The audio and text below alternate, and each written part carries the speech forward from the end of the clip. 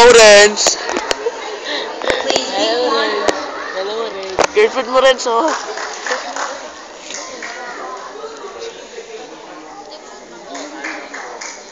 Ayun si Namans. And your question will be coming from our judge number 4, Ma'am Ophelia Laguardia. Magulong kamay ko, ikaw mag-bahala.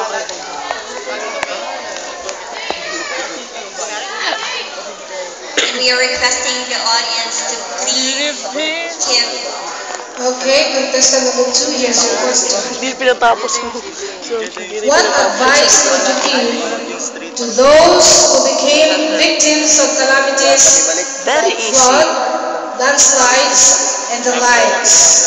I repeat, what advice would you give to those who became victims of calamities like flood, landslides, and the likes?